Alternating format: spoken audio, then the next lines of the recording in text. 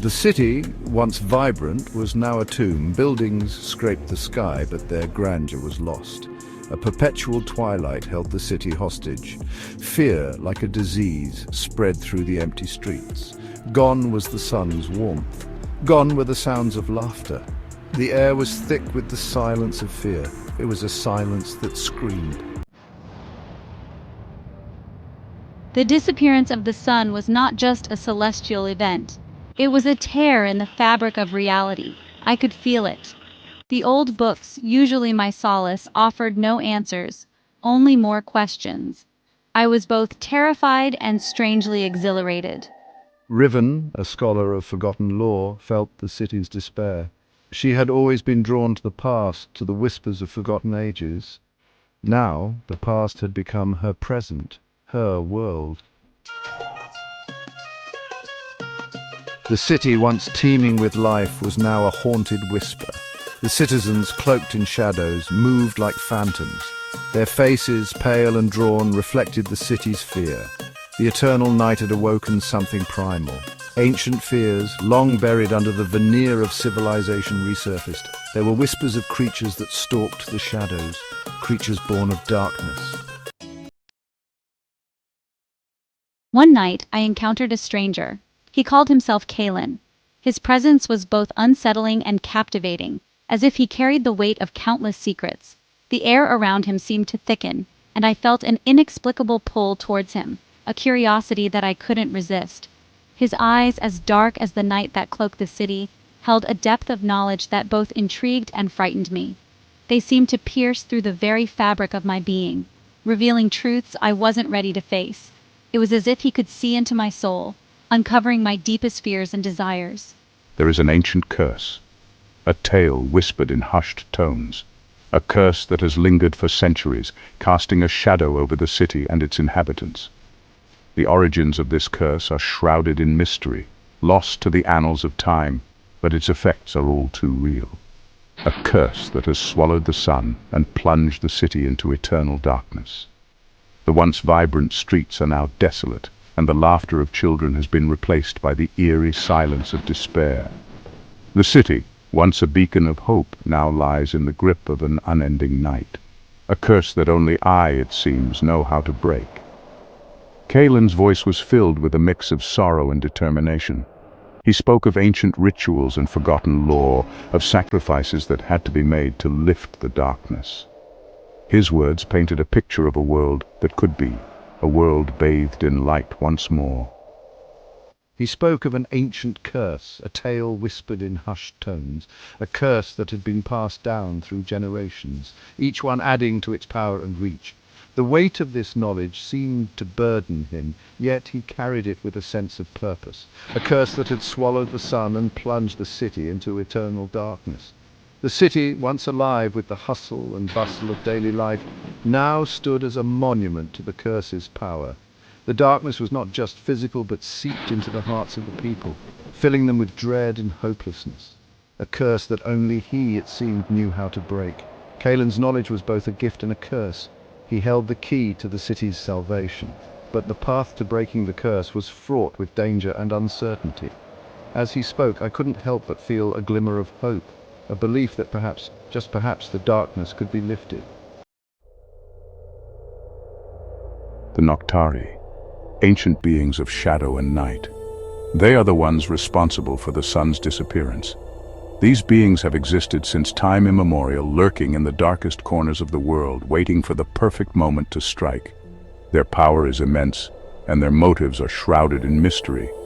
They thrive in the absence of light, and with the sun gone, their influence has only grown stronger. The Noctari? But how? How could they have done this? The sun is such a powerful force, a source of life and energy. It seems impossible that anyone or anything could have the power to make it disappear. There must be more to this story, something we're missing. It was a curse, a ritual, a sacrifice to appease these dark entities. The Noctari demanded a price for their dark power, and the sun was the ultimate offering. The ritual was performed in secret, hidden from the eyes of the world. It required the blood of the innocent and the tears of the sorrowful. a grim reminder of the lengths to which these beings would go to achieve their goals. Kaelen spoke of the Noctarii, ancient beings of shadow and night. He claimed they were responsible for the sun's disappearance. According to him, these beings had been planning this for centuries, waiting for the right moment to enact their dark ritual. The disappearance of the sun was not just an act of power, but a message to the world. The Noctarii were in control, and they would stop at nothing to achieve their dark ambitions. So how do we break this curse? There must be a way to undo what has been done, to bring back the sun and restore balance to the world. We can't let the Noctarii win. There has to be a way to fight back, to reclaim the light that has been stolen from us. I believe the key lies hidden within the city's ancient catacombs, a place of death and forgotten rituals. The catacombs are a labyrinth of tunnels and chambers, filled with the remnants of past civilizations. It is said that deep within these catacombs lies a powerful artifact, one that holds the power to break the curse and restore the sun. But finding it will not be easy. The catacombs are filled with traps and dangers, and the Noctarii will stop at nothing to protect their secrets. He believed the key to breaking the curse lay hidden within the city's ancient catacombs, a place of death and forgotten rituals. The catacombs were a maze of darkness and danger, filled with the echoes of the past. It was a place where the living dared not tread, for fear of the unknown. But Kaelen was determined. He knew that the only way to save the world was to venture into the depths of the catacombs and find the artifact that could break the curse. All right, I'm with you. Let's do this. We can't let fear hold us back. The fate of the world is at stake, and we have to do whatever it takes to save it. Together, we can find the artifact and break the curse. We have to believe in ourselves and in each other. Let's go into the catacombs and face whatever dangers lie ahead. Riven, her heart pounding with a mixture of fear and determination, agreed to help him.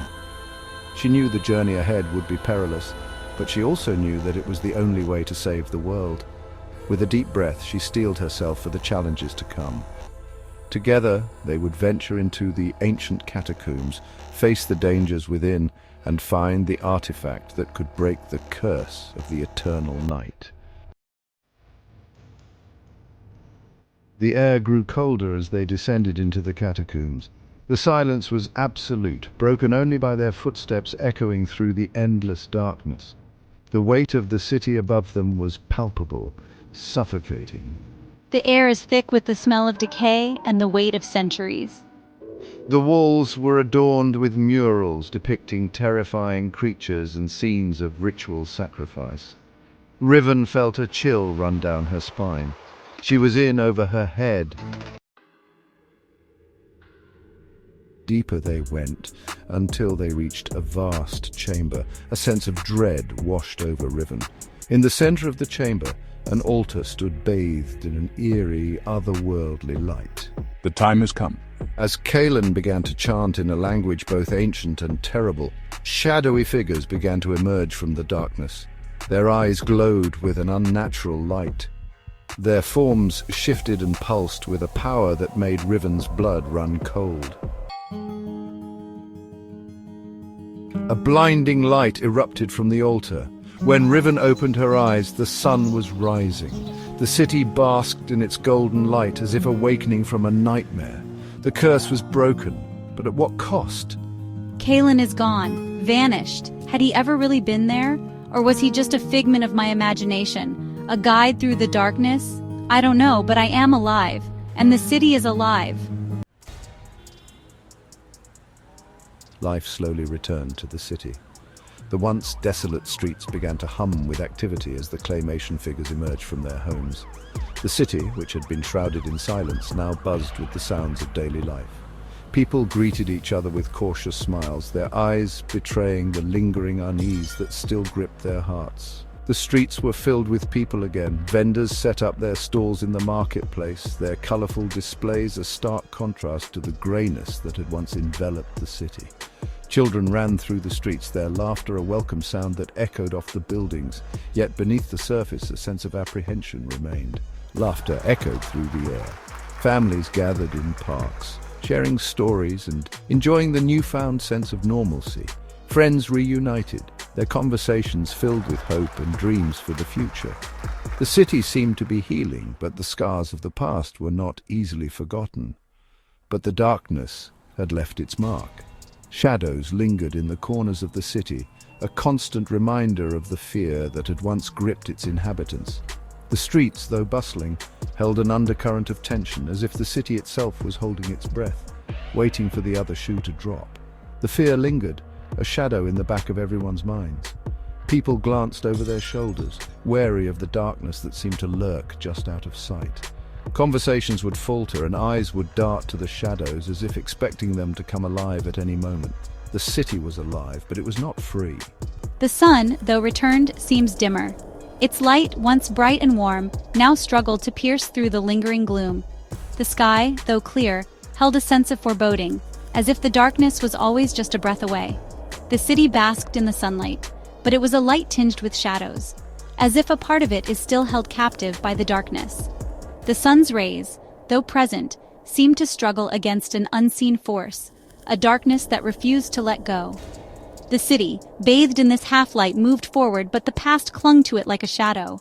A Riven, forever changed by her ordeal, knew that the shadows were never truly gone. She stood at her window, looking out at the city she loved, her heart heavy with the knowledge that the darkness could return. The city had survived, but it had been irrevocably changed, and so had she. They were simply waiting for the right moment to rise again. The shadows, though hidden, were always there, lurking in the corners, waiting for the perfect opportunity to reclaim the city. Riven knew that the battle was not over, and the city, though alive, would always live in the shadow of its past.